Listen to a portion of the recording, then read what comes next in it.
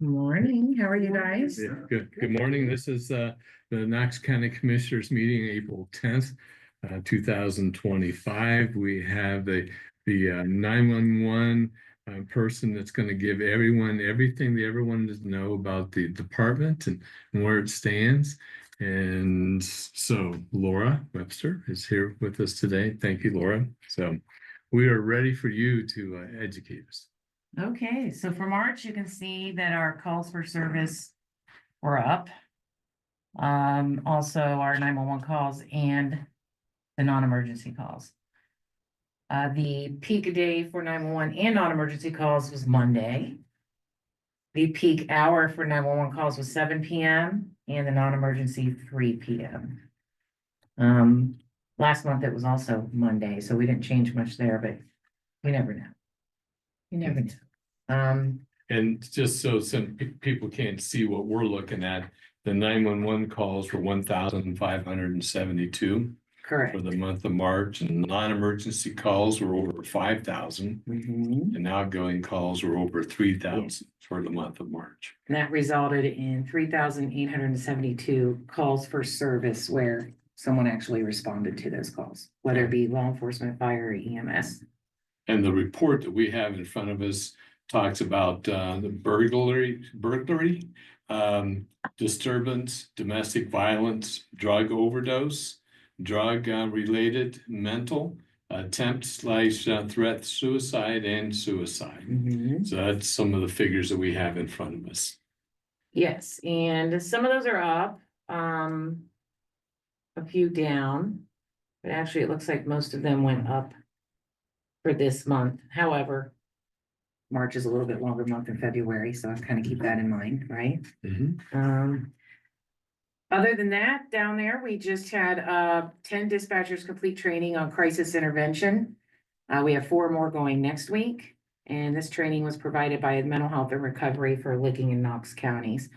It's a great training. I've been through it myself several years back, and this just helps them to be able to deal with someone calling in a crisis, especially if that's a mental health type crisis. So gives them some extra tools and ways to handle those kinds of calls. We have 3 trainees that will be completing their emergency medical dispatch by the end of April. 2 of those trainees, I think they're about 3 and 4 months in, so they are getting near to be released to go on their own. So that's great. They've done well. Yes. The other one hasn't been here as long, but she's where we expect her to be. So this is good. And Laura, where's our staffing as of today?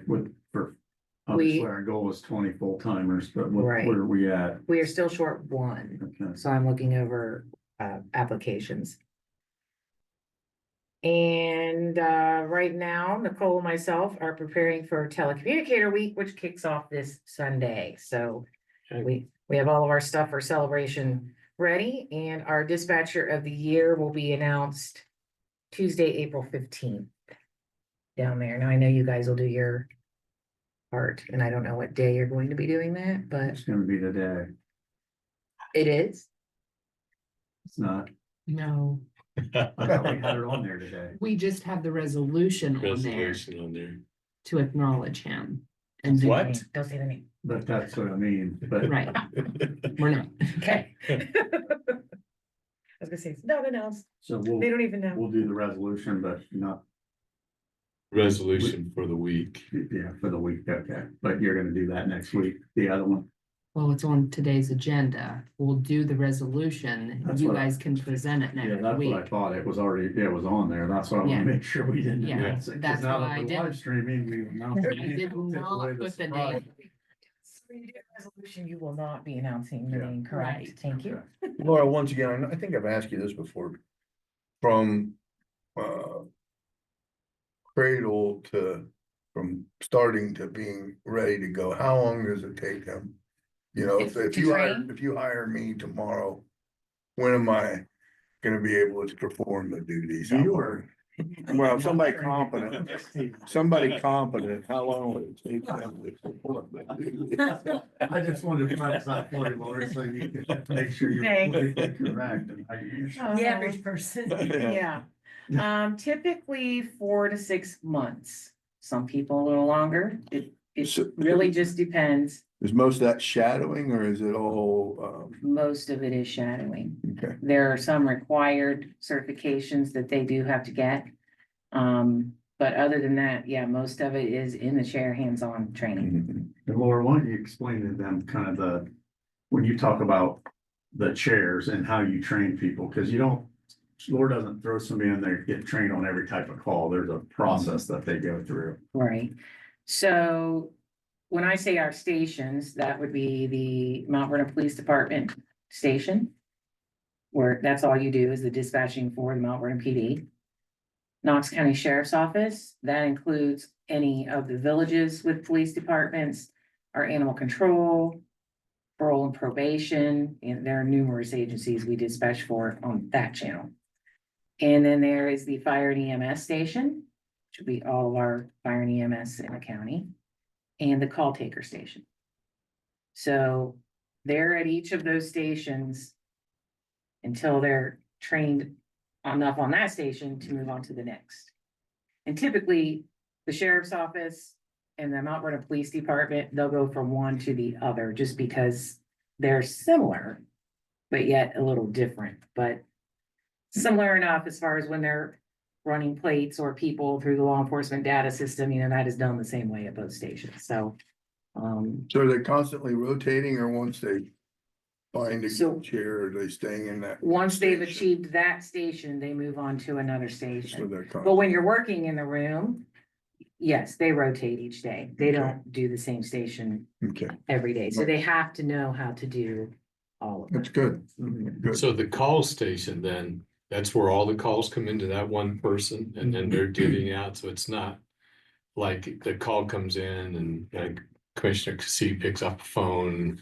And then Commissioner Lester picks up the Yeah. next phone. It's not So that. we do have an order as far as if the call taker is on the call, then if there's 4 of them in there, the fire and EMS person will pick the next one up if that call taker's tied up. The law dispatcher should be the last ones to pick a call up, just because they are generally busier. Laura, when you say call taker too, that's the person talking to the 911 caller. But while they're talking to them, would other dispatchers still be working with the law enforcement or fire departments or whoever Mhm. simultaneously, correct? Correct. To that call.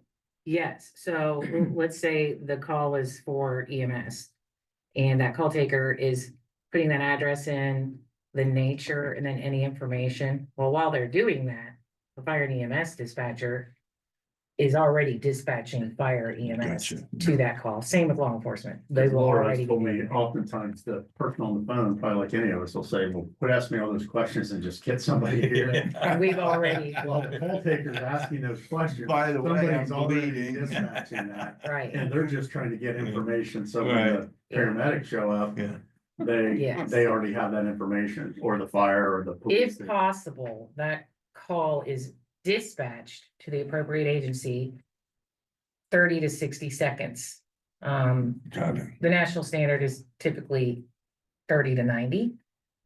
We like 30 to 60, but Yeah. sometimes it is 90, and sometimes depending on the situation, it could be a little more than that. It depends on if you're getting that information that you need. But there are a lot of times we'll dispatch them with just the address and the nature, and then update them on what is actually going on as they're en route to it. So So that leads me to a question, I guess. Are you graded on response time down there? no, No, okay. No. So there's no grants or anything that are predicated of no, response time? or, no. okay. Fire departments have that, but Well, we, yeah, that's why I Yeah. asked, yeah. we are graded by the state on our call to answer time. Okay, And there's a whole thing we have to go through for that during our audit. right, So, okay, thank you. yeah. Mhm. Is that audited every year, every Mhm. other year? Every year. Every year, yes. So, Well, we appreciate yes, we your people and what they do down there. Thank you. And, yeah, that's, we know. You can tell them that next week. That's their week. We can do that, yes. Now, how will you celebrate? Someone will have to be on the call center, right? Oh, yes, they still will have to do their jobs, but, there's dispatch bingo. So they have their little bingo cards, and if you get a certain call type or an officer does this or that, you know, you get to stamp your bingo card and there's a prize at the end of the day for each shift. There's no Chinese fire drill scenarios, right? Where they run No. around. No, that'd be kind of fun though. That's a good idea for next year, Yeah, I maybe. don't know. Um, May ding you on the audit. right, yeah. There's always food themes for the day and dress up themes for the day, so. We're looking forward to we're having one for your shift to dress the same. And to see who wins, so I'm gonna put that out, and I might have to bring it up here and let you guys help judge that too, so, Okay. bring 'em up, yeah. yeah, so. We've heard some of them were planning, so it should be interesting. That's great.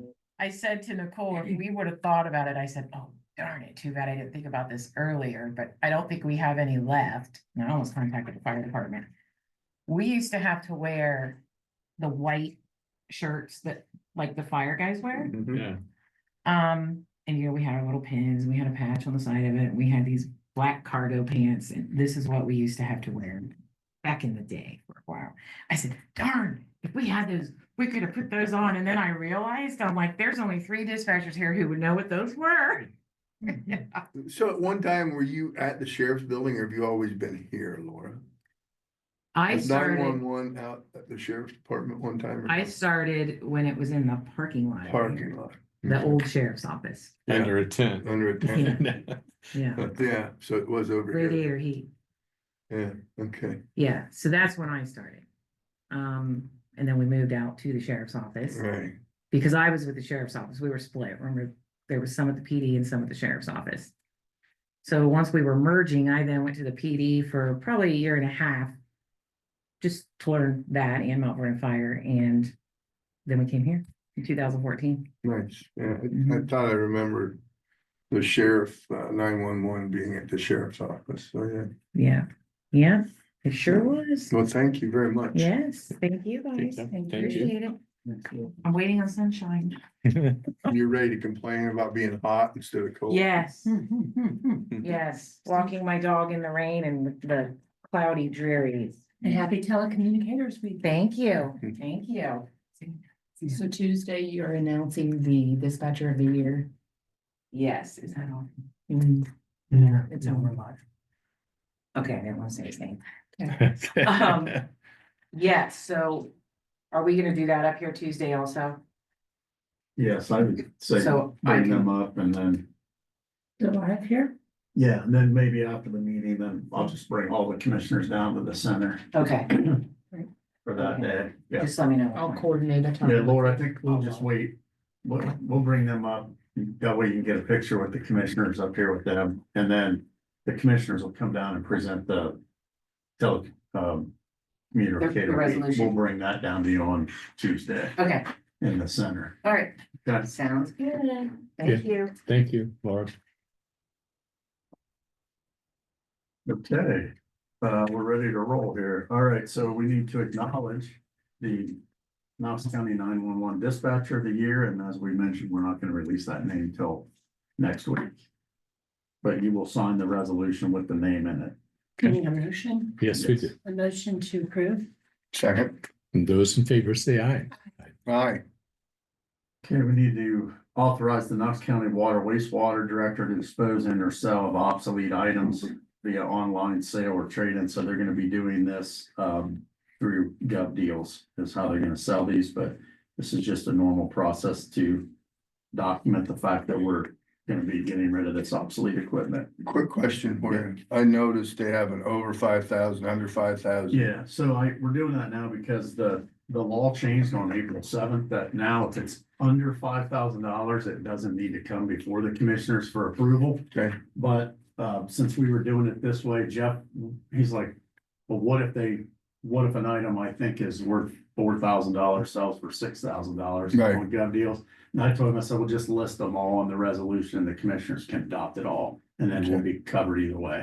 But we have done our research as to the value that these things may be. Yeah, worth. and he'll put them out there on Gov Deals, and it's an online auction, so the market will dictate the price. So going back to what you said, if one is under 5,000 and does 7,000, there's no It issue. really doesn't matter, because you're authorizing to dispose of this anyway. Yes. Thank you, Jason.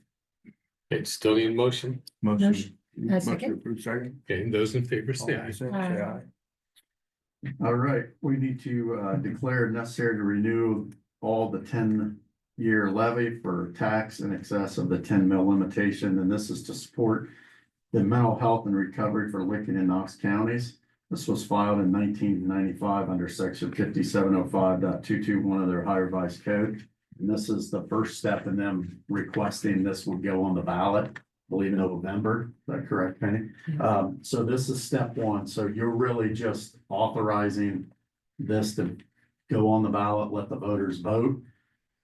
After you do this step, it'll get out of the county auditor. She will validate the mills and the value that she estimates it will generate. And then send it back for the step two that you would authorize, and then it'll eventually get to the Board of Elections to go on the ballot.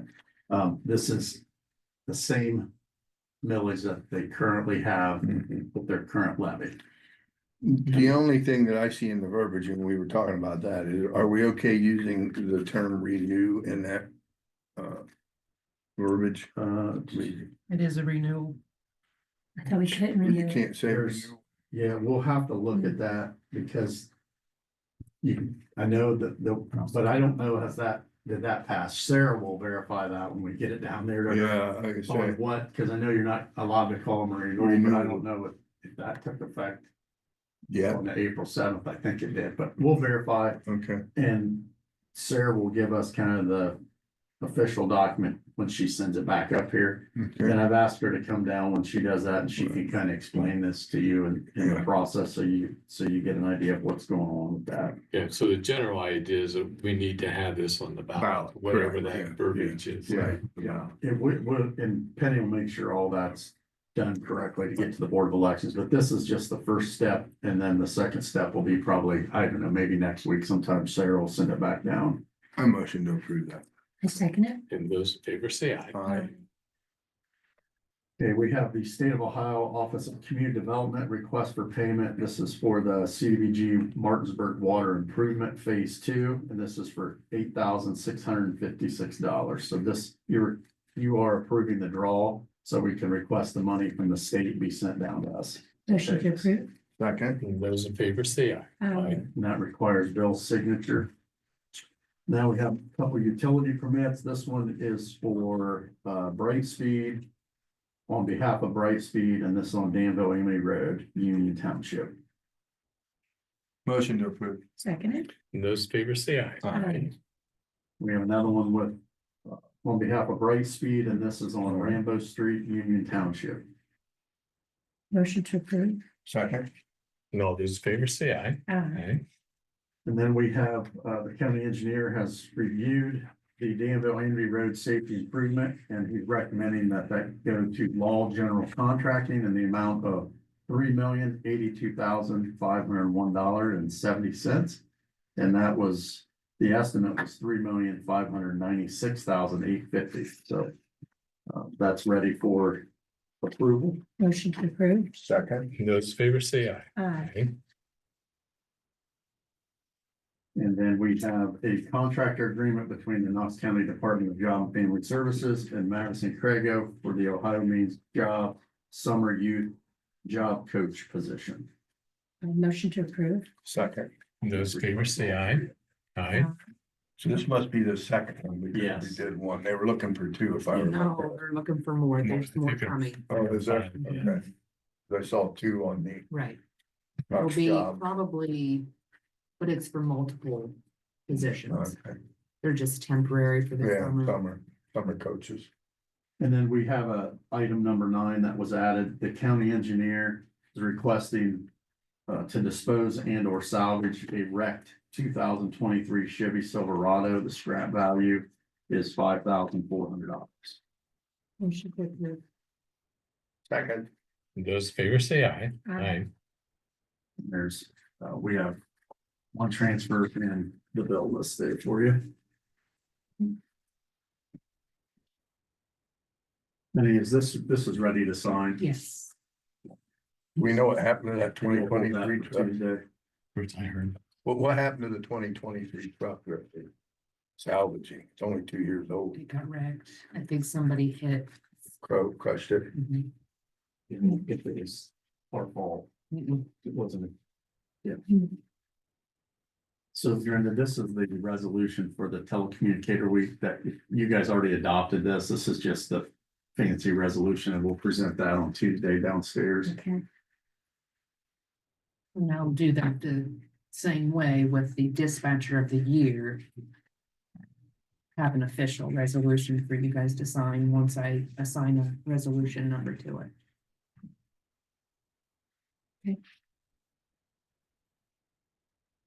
I have a couple items, but I'll wait till you guys get those signed.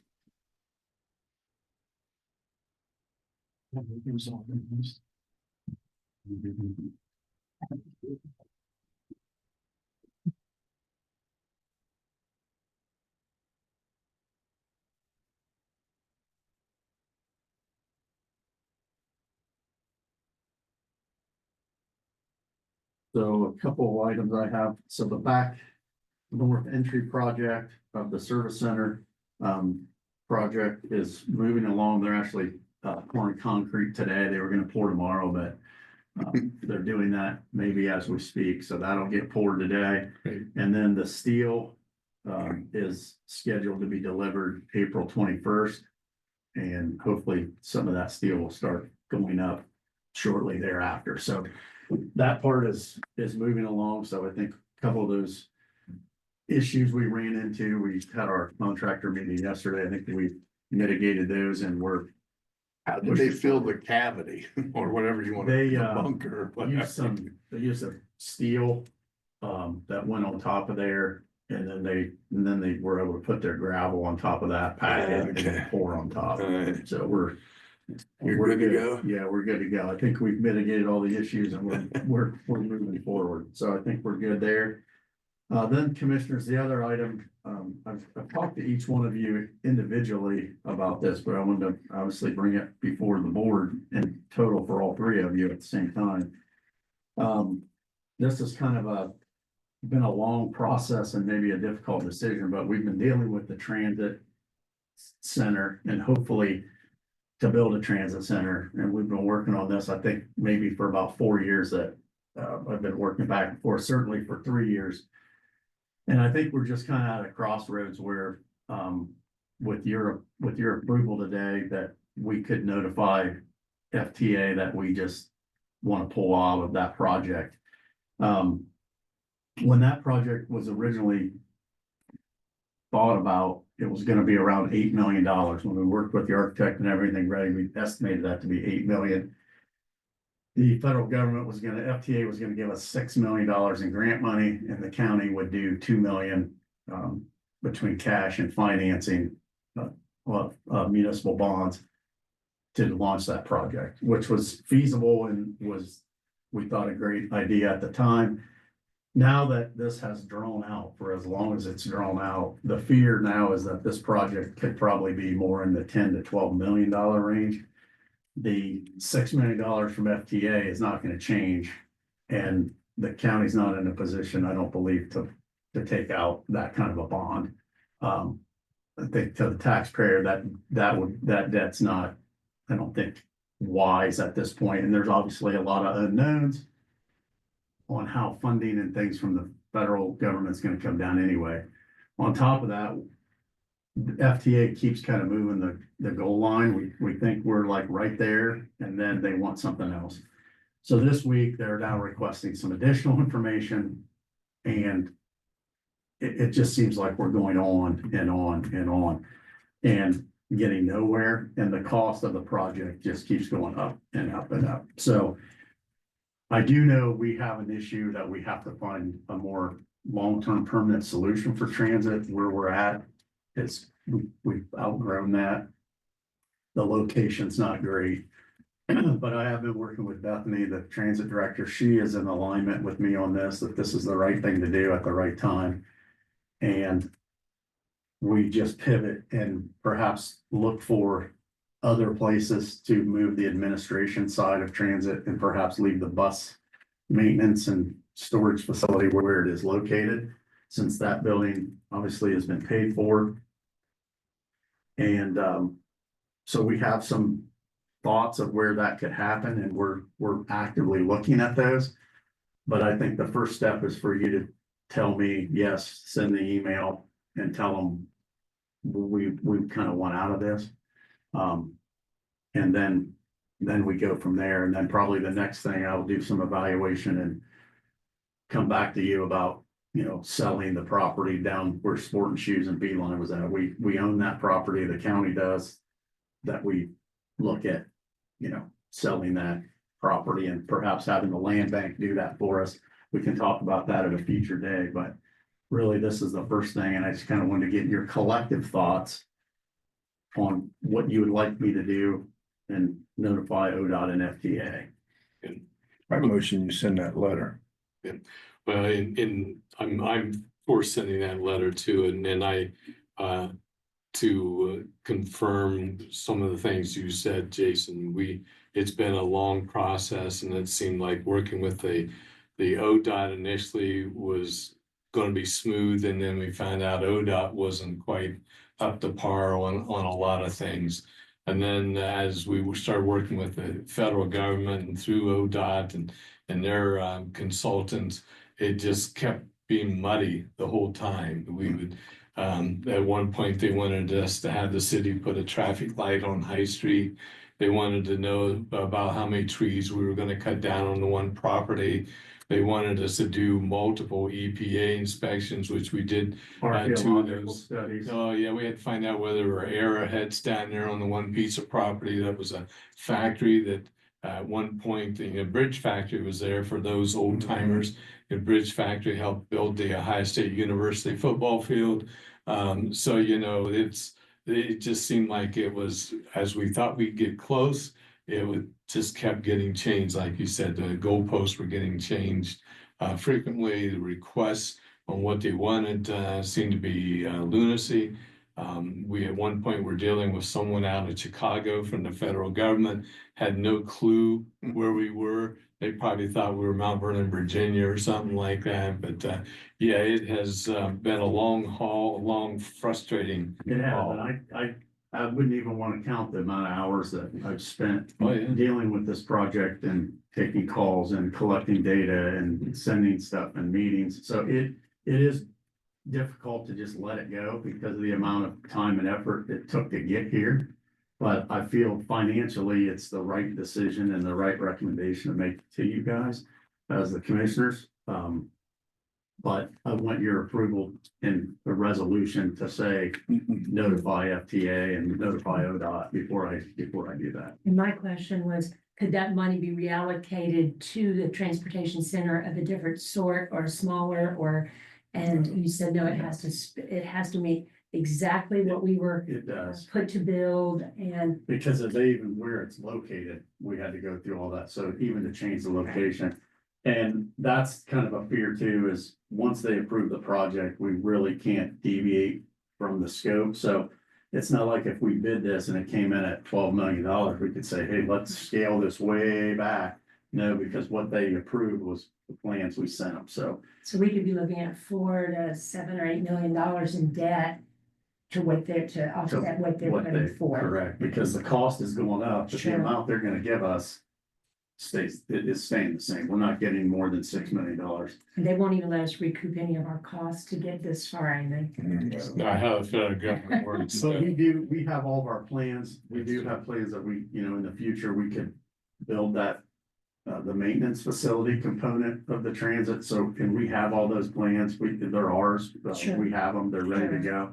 So I think obviously we'll keep those, and that's still a viable option to come back to you and say, hey, let's put the plan together to build the new maintenance At a facility different location. at a different location. And we can scale it down to make it more cost effective for the county. Yeah. Makes sense. Well, Barry, you had already made a motion. Did you? I can second that motion. Yes. And I'll take a vote on that. We have first and second. All those in favor, say aye. Aye. Okay, And then if they need any additional information, we will get that to them, but thank you very much. thank you. And that's all I have today. Thank you, Commissioner. gentlemen, for all the hard work you did on that. Sorry, it was such a long drawn out process. Yeah. Brenda, you have anything? Just that I have more to see this afternoon and 1:30, and that's it. Okay, all right. No, I'm good. I had a meeting yesterday, and I'll get those notes together for the next meeting because Okay. it was quite extensive. Yeah. So I'll get some good notes together for you for the next meeting. And then I would remind people that voting is going on now. Issue 2 is the one we want to encourage people to be supportive of with a yes, because the county as a whole, the villages, city and townships have all benefited from that bond program with the state. And then I did have, I think all 3 of us may have received an email from a concerned citizen about Mansfield Avenue and Fairgrounds Road and the headaches it's provided for those people in the north end. I sent out an email to Brian Ball this morning from the city, and I copied also Cameron Keaton and Dan Humphrey from Morris Township. And I received an answer back from Brian. He said he will give us an update on that. And then wanted to finish also with on Tuesday on our radio talk line, Commissioner Cassie had mentioned about 2 of our campaign pledges of banning solar and transparency through the live streaming. And I've had people ask me questions about the transparency thing. I know during your campaign, you called out Commissioner Collier and Commissioner B. Miller and me about being transparent. So I wasn't able to say anything during the campaign, but I think you realize that your accusations and criticisms of the previous commissioners and how we functioned were not true. Actually, we had been transparent. We will continue to be transparent, and since you brought it up on Tuesday, I thought, okay, this is my time to address that, because when you had criticized this office for being not transparent, you were criticizing Penny and Jason and the commissioners, and I think that was unfair of you to do that. And so I just want people to know in the community that Jason and his staff have never withheld, hid, misled anybody at any time, and never will. So I wanted to make sure that people knew that. And secondly, since you've taken the office, our office remains transparent, but we've been bombarded by people doing records requests. And seems that that's because of what you have brought to this office, that people don't seem that our office is as transparent. And so I want to let the community know that we will continue to be transparent in this office, and the daily challenges that we get from people coming to the office and having concerns, and have actually come to, I know myself and to Barry out in the community about what's going on. We need to assure people that this is, we're going to still stay transparent. Live streaming, we have about maybe 10 people that actually come in or watch while we're doing this. On YouTube, we may reach 100 on some of the views. But the transparency and what's been going on, it has put a different strain on the office, because everyone's kind of, oh, we got to do this and do that. And so anyway, I wanted to make sure Brenda and the people watching know that the type of transparency that was going on before is still going on. And we know because of how you're not able or not been allowed to speak to stuff, that creates an issue of transparency. And I think that's going to be an issue that's not going to go away, because you're not able to answer some of this stuff. And Barry and I both campaigned on transparency, because many of the residents were asking, why are there no evening meetings? And we received a a message this week, someone asking that. And so we did request, before we got into the year to have an evening meeting, make an evening meeting so that people could attend that meeting. And we decided, because we were more administrative than legislative, that by doing at least live streaming, people would have access to the information in the community. They know what we discussed and they'd be able to go back. And so it is on record now, but that was something that we both campaigned on, not just myself. And so I think it's good for people to be all involved and to know what's happening in the discussions. So that's why we went that way. Speaking of that evening meeting, I don't know if everybody knows, you can always send a question to any three of the commissioners. And we can address those questions if you can't attend the meeting. Sure. So, I mean, it's not like questions can't be answered. Yeah. Questions can be answered. Mr. Commissioner Purcell's the president. He always talks to the commissioners when we receive an email and gets our opinion and then responds. And if he's not available, one of us will respond. Mhm. But it is a joint effort when it comes to responding to these emails or questions. So just if you are watching or gonna view this at a later date, just because you can't attend the scheduled meeting doesn't mean your questions can't be brought forward and answered. And the biggest issue was solar at the time, and there were a lot of residents who wanted to be able to address the commissioners and felt like a 10 a.m. meeting they couldn't get to because they have to work jobs and things like that. So that was part of the transparency issue and what was going on in the community. So, and as Brenda mentioned, I think in the community that there is confusion. I think Brenda just said we're administrative. That's the difference. Council is a legislative body and they can enact laws, they can make ordinances. The commissioners can't do that. Your role is to uphold state law. And so an administrative body, as I think people have probably seen through our meetings this year, yeah, the bulk of it is departments or offices coming in to update you on information. It's signing bills, transfers, contracts, bid openings. And so that the majority of those functions need to take place during county operations. So hopefully the public has seen that through the Yes. meetings, like Yes. that's the bulk of what we are doing. Now, next week, we're having a public hearing. And whenever we have public hearings, we do one of those in the evening and one of those during the day. And we always have, and we always will. So, but I think that's the distinct difference. And Right. hopefully people have seen that as they've watched what we do on yes. a daily basis. And the A lot of it's not real SB 52, exciting. yeah, the SB 52 issue with that going to commissioners, which Barry and I both campaigned on, that we would revisit SB 52 and ban future solar projects and wind. And that did bring a transparency issue because a lot of people felt like they weren't able to talk to the commissioners at 10 a.m. about the solar debate, and that was a huge debate in the community. So yes, that was an issue in the campaign, and I still believe in transparency. So I asked for an evening meeting, just so it's, clear. I did ask for that. And it was decided instead we would live stream. And I think that's still a great way for people to go back and watch the meeting later and be a part of it. But as long as commissioners had a decision to make about SB 52 in the community, obviously was in an uproar about that. 19 of 22 of the townships had made resolutions, didn't feel like they were being heard. There was also this city had also done the same. So not in any way to be offensive to you at all, Bill. No. And, but we made a promise for transparency because SB 52 raised a real concern to the whole community, that they were told that they would have a voice in solar and they didn't feel they had a voice. So that's what we were trying to give them, Barry and I both. I will go back to Bill's original content of the letter though.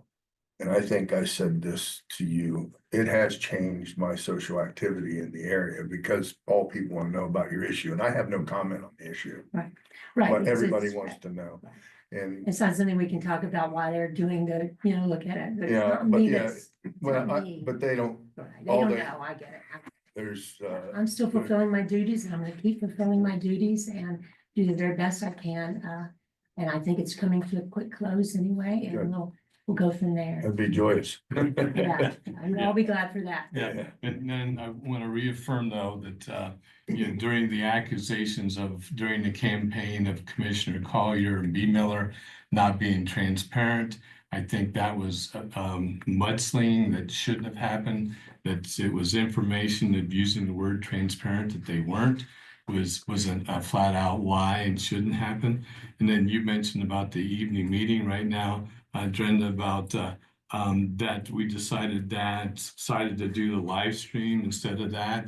That's having the horse before the cart, because we were already doing the live streaming before we had the discussion about evening meetings, so don't make it sound like, No, I it had that went the other discussion with way. Jason in December along with Barry. yeah, but Yeah. that discussion was still going on. And I The did request live streaming was already in the works before any of that discussion took place, so. You know how that went down, Yeah, Jason. I did speak with the incoming commissioners. They had asked about an evening meeting and we discussed the pros and the cons of that and the alternative of preparing video, because I knew that was when they were elected, that was an item that they were gonna do. So we were preparing for that with IT in advance of the new commissioners coming in, so. Because you requested it. Yeah. A motion to adjourn. Okay, I second it. and so we stand adjourned. Thank you.